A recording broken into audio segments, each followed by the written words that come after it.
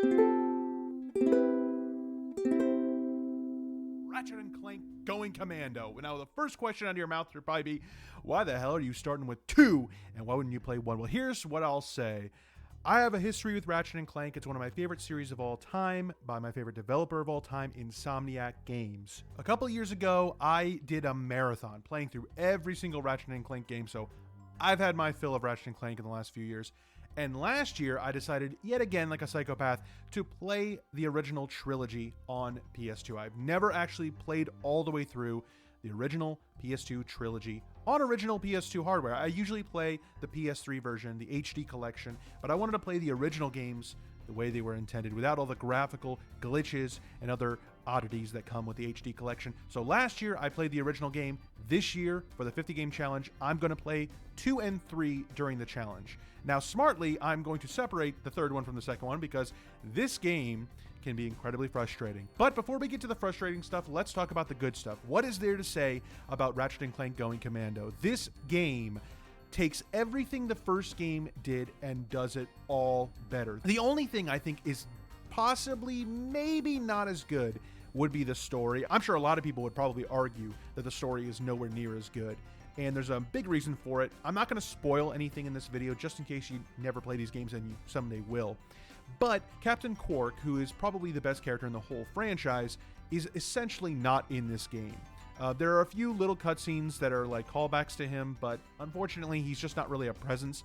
So that is the number one problem with the game, and I think everybody who's a Ratchet & Clank fan agrees with that. But outside of that, everything else is such an improvement. They improved the mechanics, the gunplay, the variety of weapons, the enemies. The difficulty is something the original Ratchet & Clank has so much of a barrier when it comes to new players. I think people underestimate the difficulty of the original Ratchet & Clank. It is very hard and unforgiving and expects you to put in the time to be a damn master at its gameplay. Whereas Going Commando, I think, is a little bit easier to jump into. It has less of a learning curve, but end game, you are fucking put to the test. It is brutal. I don't give a shit what anyone says, how much of a Ratchet & Clank aficionado you may be.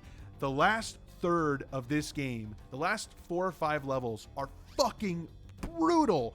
There are railway segments where you have to grind on rails for upwards of about a 3-minute segment. And if you fuck up, if you miss one jump, you're doing the whole thing over.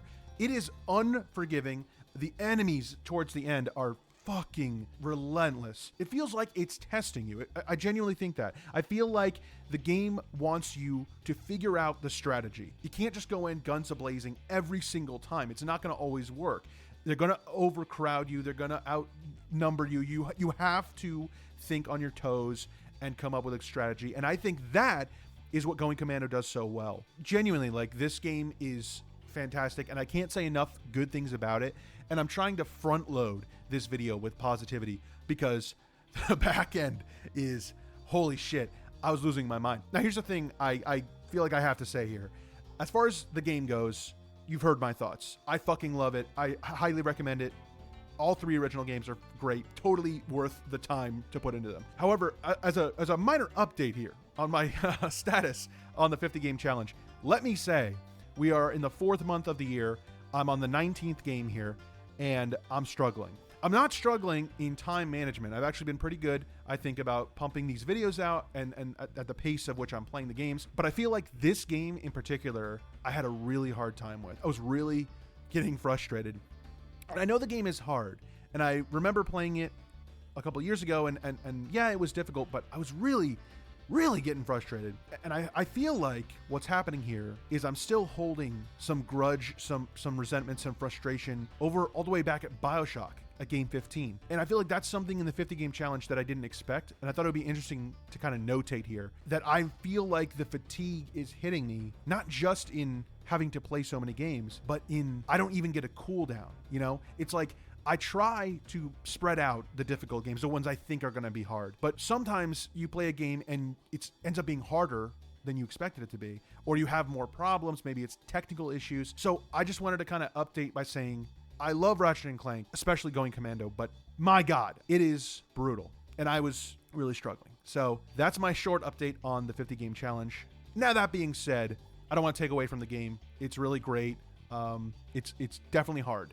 but it's a lot of fun. However, the next game, as I said back when I did Yakuza 0, every 10th game I'm trying to make into a big one. So since next is number 20, I want to say that this one is a big game. It may be a few weeks until the next video comes out, but I'm hoping it's not too bad as I'm starting to feel the frustration and the fatigue of doing something like this. So wish me luck, and I'll be back next time with the 20th game of the 50 game challenge. See you guys then.